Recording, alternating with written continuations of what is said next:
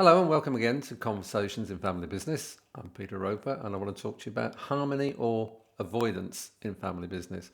Now, these reflections, if you like, are a maximum of 15 minutes long. And the whole idea each week is I take a subject that I come across all the time when dealing with and owning family businesses. So what I'm talking to you about is practical thought, not necessarily guidance, but practical thought, experience, etc. And to see through that 15 minutes of reflection how it might just help you. So today, as I said, I want to talk about harmony or avoidance. I don't know about you, but have you ever walked into a family business where there was a bit of an air? There's a bit of a silence, if you like. And maybe you might find out later that, what, just Dad's been on one this morning, just leave him alone, will you? Just leave him be. Or mum, or son, or daughter, whatever. I mean, have you ever been in that position? And frankly, when that happens, what do most of us actually want? We actually want harmony. And because we're family businesses, we absolutely want harmony. Because after all, we all live with each other, or we meet each other, or whatever. The whole thing about family business is that we're closer. And because we're closer, it's not like a traditional, what I call corporatized environment, where there are some barriers, some guidelines, some thought processes. It's a whole new ball game of the family business. And it comes from day one of children appearing, or growing up and parents, etc. So we like harmony. We like harmony. We do our best with harmony, but not just as a business, but as a family. So it's doubly important to us. The challenge is harmony can be avoidance. Say it again. Harmony can be avoidance. Now, here's the thing I want to do over the next few minutes. I want you to think about what I'm talking about and try and gain some clarity. And the reason why is that I use a process. This is very well known. It's not mine. It's ages old, which is the whole idea of these sessions is to think about a certain situation, reflect on it, decide if you want to take action, and then take action on whatever it is you've decided to do. Do remember, if you decide to do nothing, that's taking action. Think about it again. If you do nothing, that means you've taken action. And when it comes to harmony or avoidance, that very much can be the case, which is, just leave it be, just leave it be. The reality in life can be just protect things for short-term peace. I'll use Dad as an example here. Dad's on one, and just leave him alone for a bit. He'll settle down, and let's just have a bit of peace and quiet.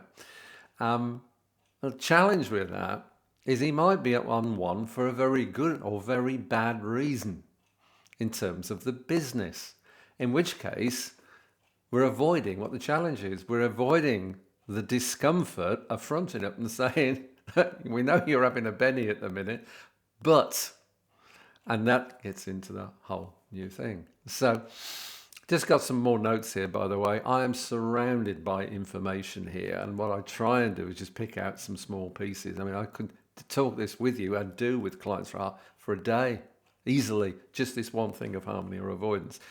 So avoiding discomfort, well, that's one of the key things that happens, and it becomes avoidance. The other way of doing it, of course, is silence, isn't it? Which is what I said earlier on. Have you ever walked in somewhere and there's this cold silence? You just know something's kicked off. You don't know what it is. You're not necessarily who it was with, although you will figure it out pretty damn quickly. And the whole idea is just go silent, and with a bit of luck, the tension will ease, and just let it go. Sometimes you can't let it go. That's the problem. The reality of it, the emotional temperature of being kept artificially low, the emotional temperature of keeping things artificially low is, again, it's avoidance. It's avoidance, isn't it? And unfortunately, or fortunately, depends which way you look at it, family businesses think, act and do differently. And silence, as anybody that listens to me in any size, shape or form, I will always use the phrase silence compounds. Silence compounds, because it does. Because it just gets bigger, it festers, it becomes perhaps bigger than it ever should be, but because it's left, it becomes a bigger thing. You know what I'm getting at? Whereas if sometimes you just nip something in the bud, it might be as simple as, man up is a well-known phrase. Man up, woman up, whatever phrase you want to use. Oh yeah, sorry, I'm being a bit tetchy today. I think that's a nice expression, isn't it? You can think of others, I'm sure. So keeping the temperature artificially low, the emotional temperature artificially low, is not a good move. It really isn't. Here's some thoughts, or insights, as we like to call them. Peacekeeping can delay the necessary clarity. I'll say it again because that was a bit of a mouthful. Peacekeeping can delay necessary clarity, because the things get muddied, and because they get muddied, they go on for ages. And don't forget, with siblings, etc., everyone remembers what you did when you were 3 years old, and somebody else remembers at 8 years old, and I've never forgiven you for stealing my pen, or whatever it is. That's always still there in a family business, and I know it sounds silly, but in the background, that's still there. So because people have grown up with each other, and you've said, look, let's just keep the peace, will you? Let's just keep the peace, and dad's on one, mum's on one, daughter is, son is, nephew, cousin, uncle, auntie, etc., because it's family. And don't forget, family business work with extended family, people who have worked in their business for forever, all right? And they are very much treated as part of a larger family, if you like. So sometimes in business, we need absolute clarity. And if we're going to talk about clarity, peacekeeping doesn't always cut it. Don't get me wrong, there are times when peacekeeping is absolutely the right thing to do, okay? However, if you're peacekeeping for the sake of avoidance, it doesn't cut it, and all that's going to happen is it's going to get bigger and bigger. And again, don't take me wrong. Am I here saying, look at me, I've got it right all the time? No, I've made mistakes so often it's untrue. I've probably made more mistakes than everybody else put together, frankly. But these are things I've learned working with family businesses and owning our own family businesses in well over 30 years. Second insight maybe is avoidance compounds quietly. Avoidance compounds quietly. In other words, nothing's said. And when it comes to needing to be said, people don't say anything. They stay stum, they stay quiet, whatever phrase you want to use. You ever said to someone, what's the matter with you? And they go, nothing. Nothing. I'm all right. It's nothing. Leave me alone. It's fine. All right. Have you ever heard that phrase or phrases? All right. Have you ever seen it with kids, with grown-ups, with your partners? Of course you have. That's life. That's how it is, isn't it, really? The thing is, avoidance compounds quietly. It's true, isn't it? The more you reflect on it, the more you think about it, because nobody says anything. They get on with it, they get on with the machines. They're doing this, or they're doing this, or they're giving a bit of this about someone else. All right? They're not talking about what the real issue is. And there will be an issue. Now, as I said, if it's a small issue at the time, it becomes a bigger issue and bigger issue, because that person who is compounding the avoidance quietly is getting more wound up about it.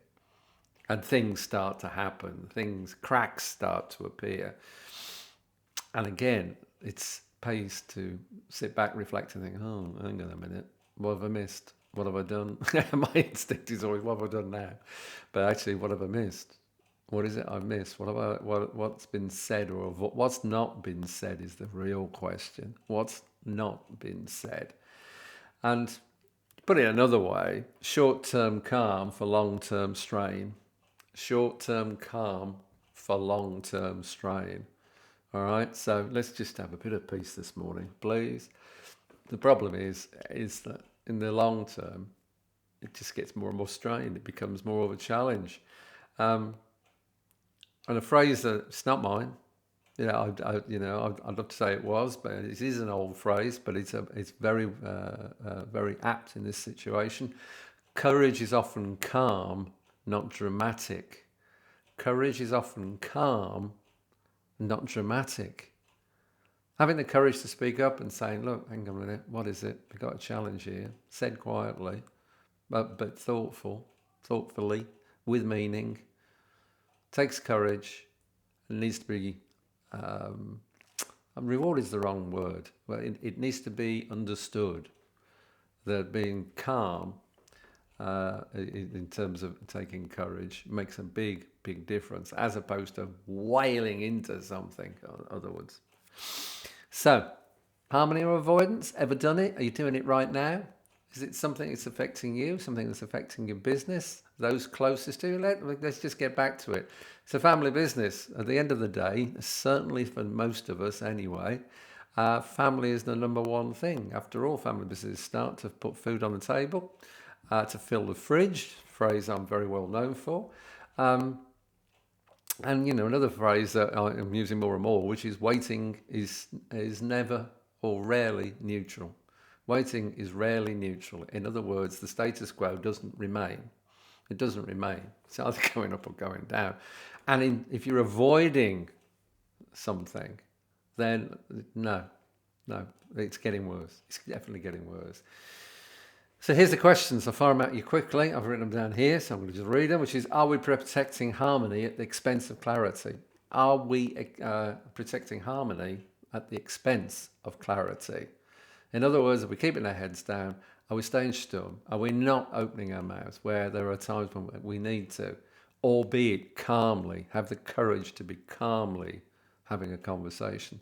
Now, I know this is true. I've been in situations where somebody has absolutely gone off on one and they were furious, absolutely furious, near to fisticuffs. And they left the room that it was in. Now, most people there said, leave them alone, let them calm down. Now, for a minute or two, it might have been true. That person needed somebody to have a conversation with them quietly. That was the courage to go and have that conversation. And then over a period of time, as the person calmed down, it was obvious that they were actually angry about themselves, not about the situation, not about the people that they just chewed out, but because they realised they'd let themselves down. Now, if they'd left it, that person wouldn't have reflected on that and then come out and had a conversation with everybody to put things to bed and have the courage to do that. So, and it was a sensitive situation, and conversations sometimes feel sensitive, but it's life. It's life. There's so many people, you don't know what's going on in their lives. It could be something daft, like you're driving a car and you get cut up by somebody. It's wound you up, and you go into the office and something stupid happens, and all of a sudden, you're on one, to quote the phrase. And you need somebody calmly, with courage, to say, what's up? What's the challenge? Are you all right? Should we get back to what we need to be doing, or do we need to just have a quiet chat for a few minutes? Do you just need to vent, actually? And if that's the case, have the courage to do so. I suppose the last thing is, what might improve if you address things earlier? Well, I think I kind of answered it, actually. What might improve if we address it earlier? Well, the thing is, you get back to having a real life. That's the point. You get back to doing what you want to be doing without sitting in an atmosphere that's not good because you've all avoided something. So I hope that's useful. Harmony or avoidance? To me, most times, to retain harmony, you have to have a bit of courage, actually. Maybe you need a bit of timing, but avoiding things are not going to make anything different. So I hope that's been useful. So this is Conversations in Family Business. It's the things I've learned from 30 years in family business, and I hope that's been useful. I think the key, if you've got this far, is to go away, maybe play it again if you want to, and reflect on what I've said. Think about your situation or somebody else's situation, and reflect on it and think about whether it's harmony or avoidance. If it is, make a decision. Make a decision to either do something or do nothing, because to do nothing is a decision and to do something is important. And are you going to have the courage to be calm when you're doing it? So my name's Peter Roper. I'm known as the Family Businessman, owner of the Family Business Practice. Thank you so much for watching, and I hope to see you again soon. Thanks.